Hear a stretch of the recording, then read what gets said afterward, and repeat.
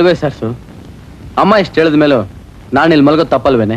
ಏನ್ರಿ ಮಾತಿಗೂ ಅಮ್ಮ ಅಮ್ಮ ಅಂತಿರಲ್ಲ? ಅಮ್ಮ ಹೇಳಿದೆಲ್ಲ ವೇದವಾಕ್ಯನ? ಇಲ್ಲ ನೋಡು, ಅಮ್ಮನ ಬಗ್ಗೆ ಆತರ ಮಾತಾಡ. ಯಾಕೆ ಮಾತಾಡಬಾರ್ದು? ಸಾಕ್ ಸುಮ್ನೆ ಇರಿ. ಅಲ್ವೇ ಸರಸ್ವತಿ, ಗಂಡ ಹೆಂಡತಿ ಆಷಾಢದಲ್ಲಿ ಒಟ್ಟಿಗೆ ಮಲಗೋದು ಒಳ್ಳೇದಲ್ಲ ಅಂತ ಅಮ್ಮ ಹೇಳಿದ ನ್ಯಾಯ ಅಲ್ವೇನೆ? ಏನ್ ನ್ಯಾಯ? ಬನ್ರಿ ಇಲ್ಲಿ ಬನ್ನಿ. ಆಷಾಢ ಮಾಸದಲ್ಲಿ ಗಂಡ ಹೆಂಡತಿ ಯಾಕೆ ಸೇರ್ಬಾರ್ದು ಅಂತ ಗೊತ್ತಾ? ಅಯ್ಯೋ, ನಾನು ಇದನ್ನ ಅಮ್ಮನ ಹತ್ರ ಕೇಳಕ್ಕೆ ಮರ್ತ್ಬಿಟ್ಟೆ. ಅದಕ್ಕೆ ಹೇಳೋದು, ಯಾವತ್ತಾದ್ರೂ ನೀವ್ ನಿಮ್ಮಮ್ಮಂಗ್ ತಿರುಗಿ ಮಾತಾಡಿದಿದ್ರೆ ನೀವು ಜಾಣ್ರಾಗಿರ್ತಿದ್ರಿ. ಸರಿ, ಆಷಾಢದಲ್ಲಿ ಗಂಡ ಹೆಂಡತಿ ಯಾಕೆ ಸೇರ್ಬಾರ್ದು ಅದ ಹೇಳಿ ಸಾಕು. ನೋಡ್ರಿ, ಆಷಾಢದಲ್ಲಿ ಗಂಡ ಹೆಂಡತಿ ಸೇರಿದ್ರೆ ಚೈತ್ರ ಮಾಸದಲ್ಲಿ ಮಗು ಹುಟ್ಟುತ್ತೆ. ಚೈತ್ರ ಮಾಸದಲ್ಲಿ ತುಂಬಾ ಬಿಸಿಲು. ಆ ಹೊತ್ನಲ್ಲಿ ಗರ್ಭಿಣಿಗೆ ಹೆರಿಗೆ ನೋವು ಬಂದ್ರೆ ತುಂಬಾ ಕಷ್ಟ. ಅಷ್ಟೇ ಅಲ್ಲ, ಹುಟ್ಟೋ ಮಗುಗೆ ಸಿಡುಪ್ ತರದ ರೋಗ ಬಂದ್ರು ಬರಬಹುದು.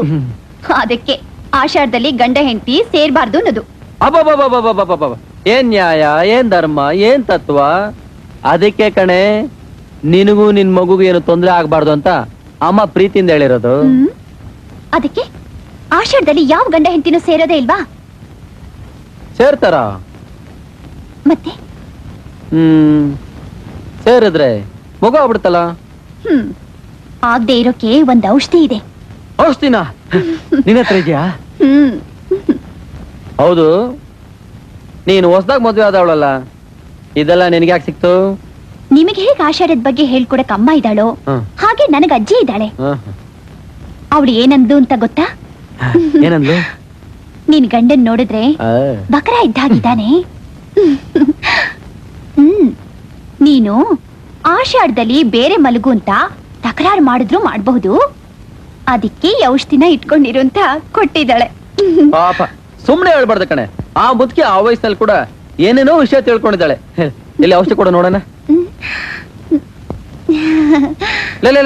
ಸೀರೆ ಅರ್ಧೋಗುತ್ತೆ ಕಣೆ, ಶುರು ಹಚ್ಕೊಳಕ್ ಮುಂಚೆ ಹಚ್ಕೋತಿಯಲ್ಲ. ಇಲ್ಲ ಔಷಧಿ ಕೊಡೆ ನೋಡೋಣ.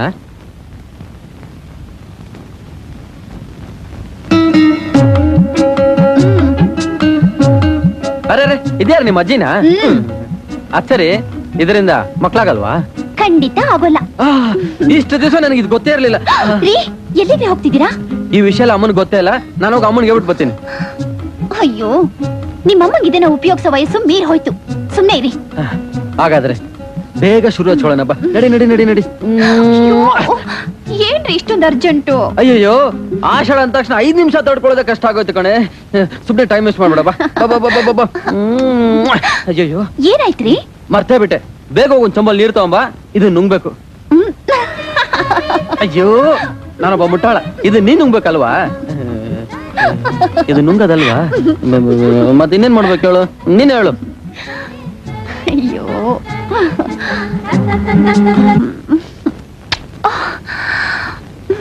ಅಯ್ಯೋ, ಏನ್ರಿ ಇದು?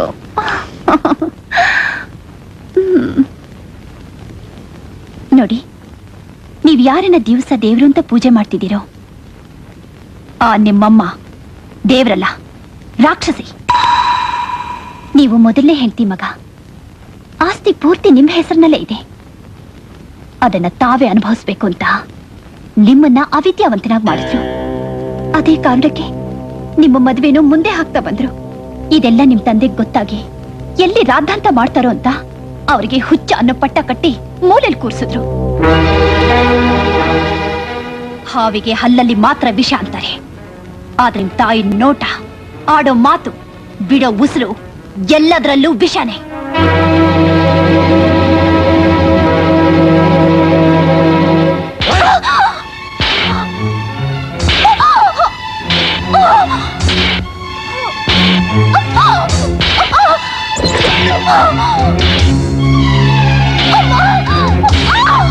ಅಣ್ಣಯ್ಯ, ಏನಪ್ಪಾ ಅದು ಸದ್ದು?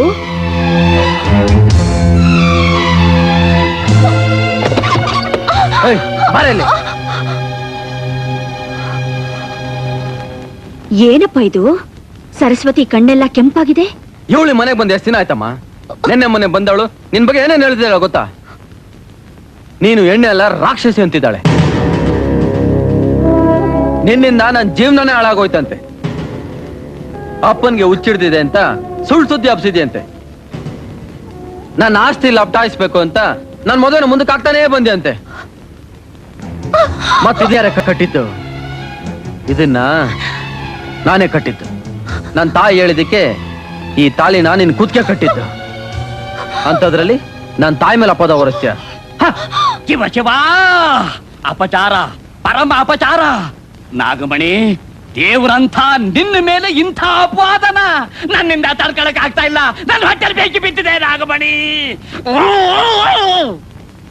ನಾಗಮಣಿ, ಇದಕ್ಕೆ ನೀನೇನಾದ್ರೂ ಒಂದ್ ತೀರ್ಮಾನ ತಗೊಳ್ಳೇಬೇಕು. ಛೆ, ಇಷ್ಟು ಚಿಕ್ಕ ವಿಷಯನೆಲ್ಲ ದೊಡ್ಡದು ಮಾಡ್ಬೇಡಪ್ಪ. ಸರಸ್ವತಿನ ನನ್ನ ಸೊಸೆ ಅಂತ ತಿಳಿದಿಲ್ಲ. ಅವಳು ನನಗೆ ಸ್ವಂತ ಮಗಳಿದ್ದ ಹಾಗೆ. ನೋಡ್ದೇನೆ ನನ್ನ ತಾಯಿನ, ಅವ್ರದೆಷ್ಟು ದೊಡ್ಡ ಗುಣ ಅಂತ. ಅಣ್ಣಯ್ಯ, ಅವಳಿನ್ನು ಪ್ರಪಂಚ ಅಂದ್ರೆ ಏನು ಅಂತ ಗೊತ್ತಿಲ್ಲದೆ ಇರೋ ಮಗು ಕಣೋ. ಯಾರೋ ಏನೋ ಹೇಳ್ಕೊಟ್ಟು ಅವಳ ತಲೆ ಕೆಡಿಸಿದ್ದಾರೆ ಅಷ್ಟೇ. ಪಾಪ, ಅವಳನ್ನ ಕ್ಷಮಿಸ್ಬಿಡಪ್ಪ. ಇಲ್ಲೋಡು, ನಮ್ಮ ಅಮ್ಮನ ಬಗ್ಗೆ ಮಾತಾಡಿ ತಪ್ಪು ಅಂತ ಮರ್ಯಾದೆಯಿಂದ ಅವ್ರ ಕಾಲಕ್ಕೆ ಬಿದ್ದು ಕ್ಷಮೆ ಕೇಳು. ಏನೇ ಆಗ್ ನೋಡ್ತೀಯ? ನೀನ್ ನಾನು ಹೇಳ್ದಾಗ ಕೇಳ್ದೆ ಹೋದ್ರೆ ದಯಾ ದಾಕ್ಷಿಣ್ಯ ಇಲ್ದೆ ನಿನ್ನ ತವ್ರ ಮನೆಗೆ ಕಳಿಸ್ಬಿಡ್ತೀನಿ. 4 ಗೋಡೆಗಳ ಮಧ್ಯೆ ಗಂಡ ಹೆಂಡತಿರ ನಡುವೆ ಇರಬೇಕಾದ ವಿಷಯ ಯಾವಾಗ 4 ಜನರ ಎದುರಿಗೆ ಬಂತು, ಅಂತ ಮನೇಲಿ ನಾನು ಒಂದು ಕ್ಷಣನೂ ಇರಲ್ಲ. ಅವಮಾನ, ಅವಮಾನ. ಅಣ್ಣಯ್ಯ, ಇಷ್ಟು ಜನರ ಎದುರಿಗೆ ನಿಮ್ಮ ಅಮ್ಮನ ಮರ್ಯಾದೆ ಕಳೆದು ಬಿಟ್ಲಲ್ಲೋ.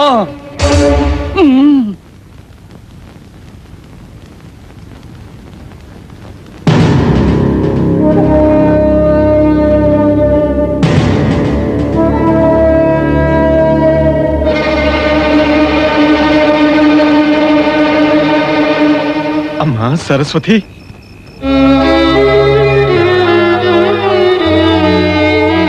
ಅಮ್ಮ,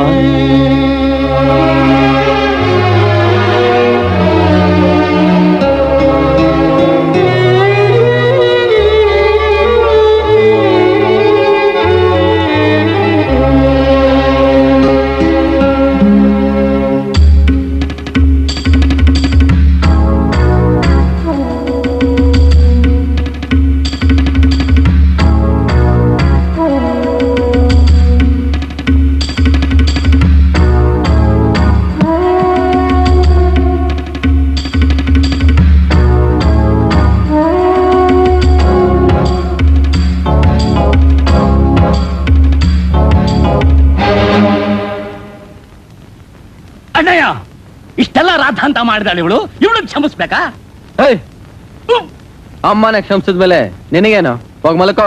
ಹೋದ್ಯಾ ಬಾಗ್ಲಲ್ಲಿ ಅಂದ್ರೆ ಬಂದೆ ಗವಾಕ್ಷಿಲೆ ಅಂದಾಗ ಮತ್ ಬಂದಿದ್ದಾಳೆ. ನಡಿಯೇ. ನಿಮ್ಗೆ ಹೇಳ್ಬೇಕಾ? ಸರಸ್ವತಿ, ಒಳಗ್ ಬಾ.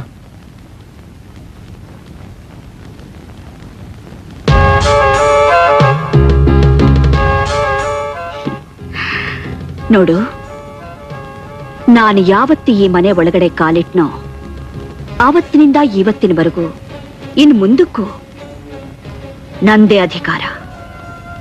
ಇದನ್ ಬದಲಾಯಿಸೋಕೆ ಯಾರಿಂದನೂ ಸಾಧ್ಯ ಇಲ್ಲ. ಹಾ, ಒಂದು ಮಾತು, ಇನ್ನು ಮುಂದೆ ನೀನು ಅನ್ನ ತಿನ್ನೋಕ್ ಮಾತ್ರ ಬಾಯಿ ಬಿಡಬೇಕೇ ಹೊರತು ಬೇರೆ ಯಾವುದಕ್ಕೂ ಅಲ್ಲ. ಎಚ್ಚರಿಕೆ.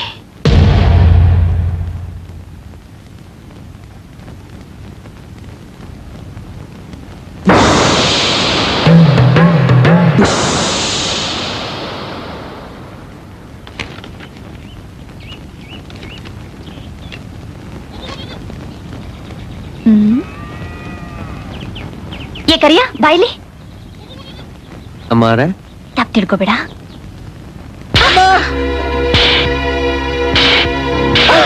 ನನ್ನ ಗಂಡ ಹಗಲು ರಾತ್ರಿ ಕಷ್ಟಪಟ್ಟು ಸಂಪಾದಿಸ್ತಿರುವಾಗ ಸರಸ್ವತಿ, ಕರಿಯ ನಮ್ಮ ಮನೆ ಕೆಲಸದವನೇ ಆಗಿರ್ಬೋದು, ಆದ್ರೆ ವಯಸ್ಸಿನಲ್ಲಿ ದೊಡ್ಡವನ ಅನ್ನೋದನ್ನ ಮಾತ್ರ ಮರಿಬೇಡ. ಅವನೇನ್ ತಪ್ಪು ಮಾಡ್ದ ಅಂತ ಈಗ ಹೊಡಿತಾ ಇದ್ಯಾ?